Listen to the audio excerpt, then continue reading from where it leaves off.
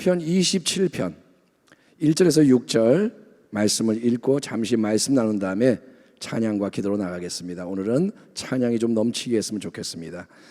시편 27편 820면입니다. 구약성경 1절에서 6절까지를 우리 한 목소리로 크게 봉독하도록 하겠습니다. 야훼는, 시작. 야훼는 나의 빛이요 나의 구원이시니 내가 누구를 두려워하리요. 야훼는 내 생명의 능력이시니 내가 누구를 무서워하리요. 악인들이 내 살을 먹으려고 내게로 왔으나 나의 대적들, 나의 원수들인 그들은 실족하여 넘어졌도다. 군대가 나를 대적하여 진칠지라도 내 마음이 두렵지 아니하며 전쟁이 일어나 나를 치려할지라도 나는 여전히 태연하리로다. 내가 야훼께 바라는 한 가지 일, 그것을 구하리니 곧 내가 내 평생에 야훼의 집에 살면서 야훼의 아름다움을 바라보며 그의 성전에서 사모하는 그것이라.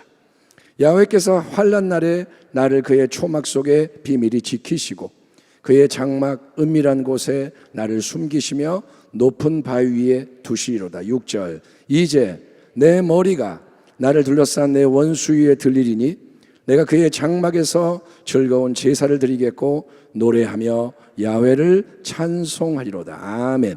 자, 아멘 크게 합시다. 아멘. 오늘 금요철야 나눌 말씀의 제목은 예배 자리에서 광야의 신앙을 체질화하자, 이런 제목입니다.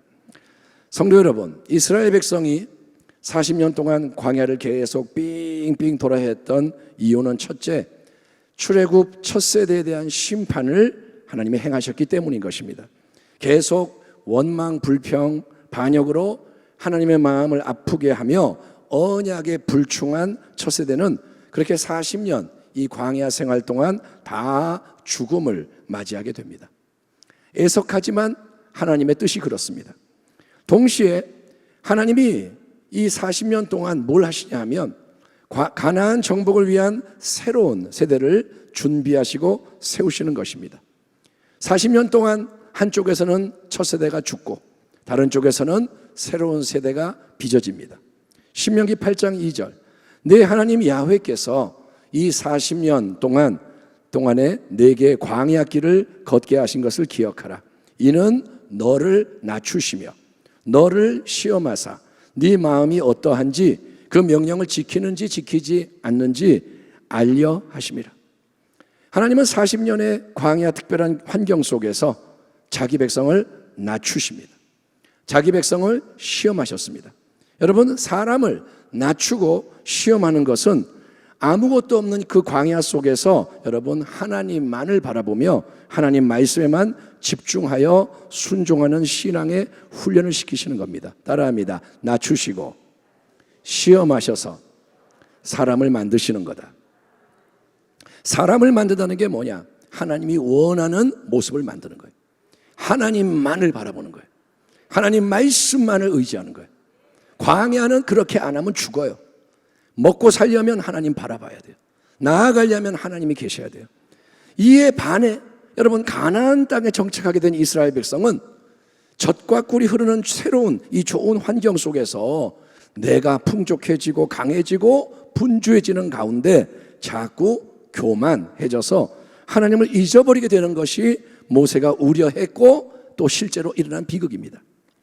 그러므로 가나안 땅에 들어가더라도 변질되지 않고 무너지지 않으려면 광야에서 훈련받은 영성을 유지하는 게 아주 중요한 숙제입니다. 광야에서의 시간이 헛되지 않게 그걸 유지를 해야 돼요.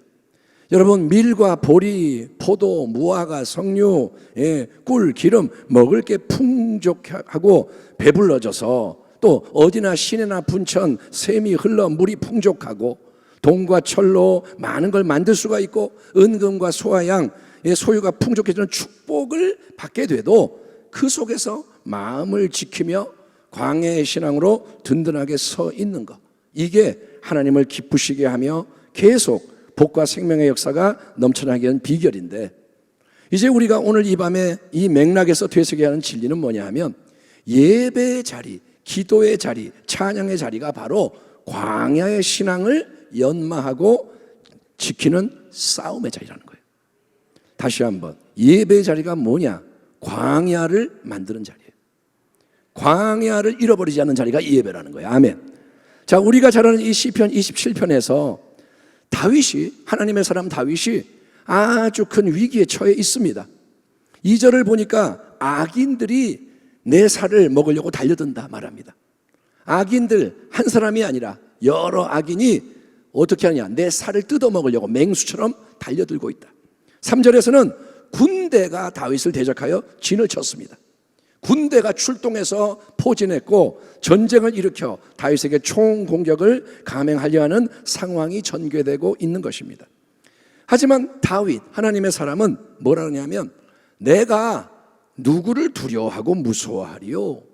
내 마음이 전혀 두렵지가 않고 나는 여전히 태연하다, 평안하다, 놀라운 고백을 하고 있는데, 그 이유는 다윗에게 오직 한 분 전능하신 하나님을 바라보는 초점이 확고했기 때문인 거예요. 아멘. 야훼는 나의 빛이시오, 나의 구원이시니 내가 누구를 두려워하리요? 야훼는 내 생명의 능력이시니 내가 누구를 무서워하리요?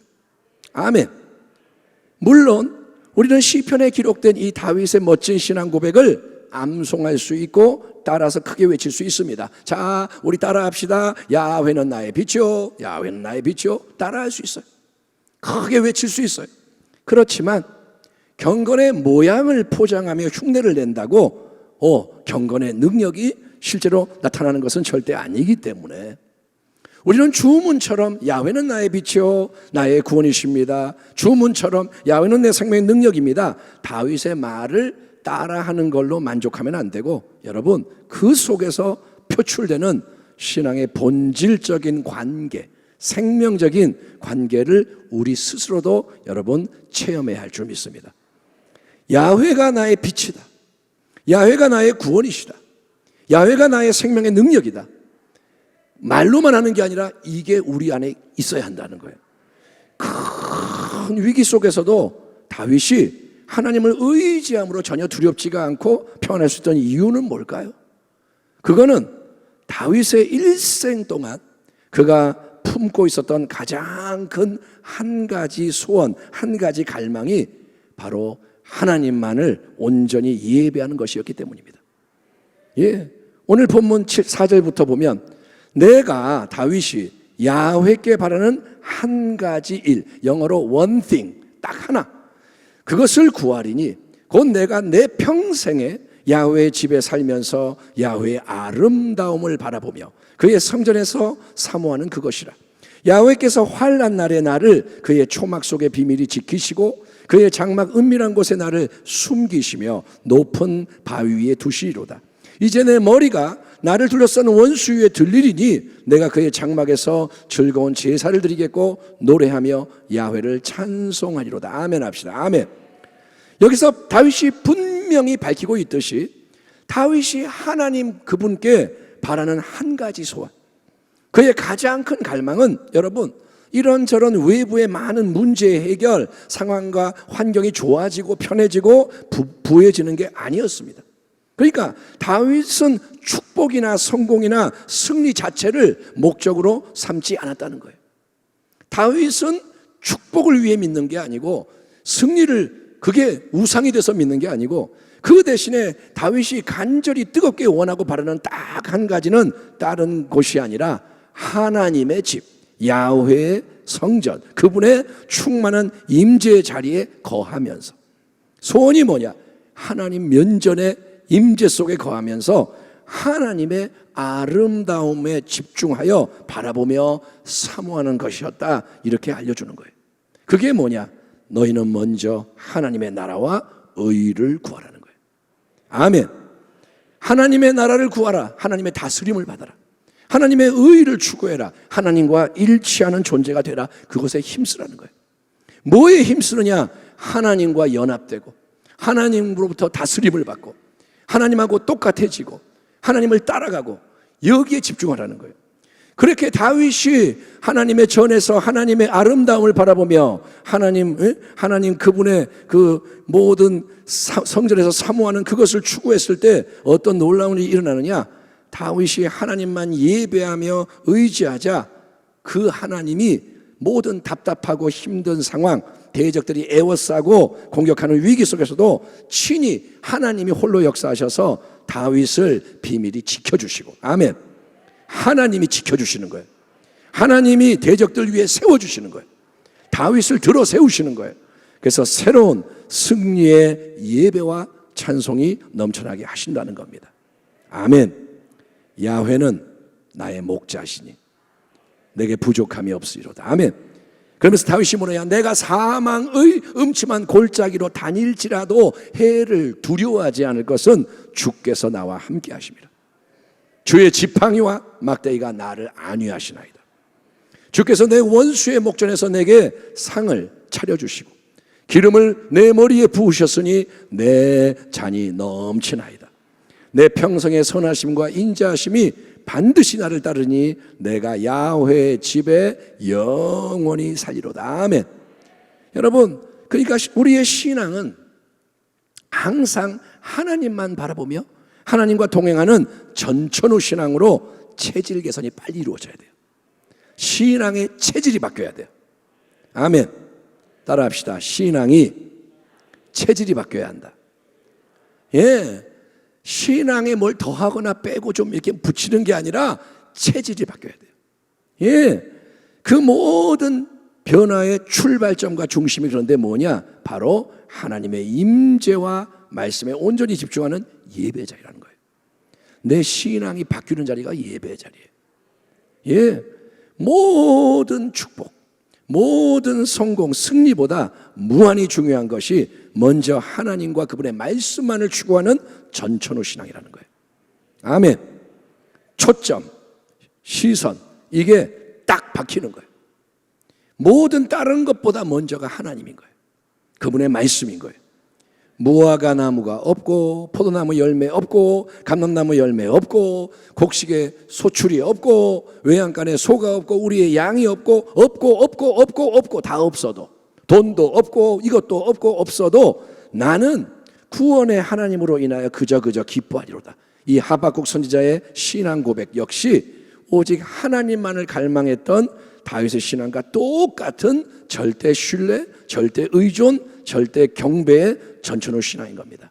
내가 야훼께 바라는 한 가지 일, 그것을 구하리니 곧 내가 내 평생에 야훼의 집에 살면서 야훼의 아름다움을 바라보며 그의 성전에서 사모하는 그것이라. 아멘. 한번 따라합시다. 내가 야훼께 바라는 한 가지 일, 그것을 구하리니 내 평생에 야훼의 집에 살면서 야훼의 아름다움을 바라보며 그의 성전에서 사모하리라. 아멘. 여러분, 이와 같은 예배자 다윗의 복된 갈망을 신앙의 등불과 이정표로 삼아서 우리 모두가 하나님께 더 가까이 나아가는 주의 백성 되기를 축원합니다. 하나님을 가까이 하라. 그의 얼굴을 구하라. 아멘. 지난 수요예배 때 여기 다 오신 건 아니었지만 우리가 수요예배 때 더 깊은 송축을 드리려고 그렇게 하나님 앞에 나아갔습니다. 이 철야 예배 자리에서도 그런 헌신을 더하며 오늘 성가대도 찬양을 했고 우리도 찬양으로 화답하며 믿음의 도약 전진을 위해 선한 싸움을 싸울 때, 이게 싸움이에요. 시선을 주께 드리는 게 싸움이에요. 아멘. 지금 문제가 막 있고 위기가 왔고 대적들이 애워쌌는데 대적들 보고 문제 보고 환경 보고 끌려가는 게 아니라 하나님 바라보는 게 싸움이라고요. 우리가 이렇게 싸울 때 잃어버린 광야의 영성이 새롭게 되기를 축원합니다. 첫사랑이 살아나고, 아멘. 우리의 빛이요 구원이요 생명의 능력 되시는 하나님께서 이 모든 예배 가운데 하늘의 평안과 기쁨을 부어주시며 모든 문제와 위기 속에서도 넉넉히 승리하게 하시는, 아멘. 하나님이 우리를 보호하시고 하나님이 우리를 세우시고 하나님이 찬양을 주시고 원수들은 굴복하고 하나님은 높임받는 역사가 넘쳐나기를 주의 이름으로 축원합니다. 기도하겠습니다. 하나님 감사합니다. 오늘 다윗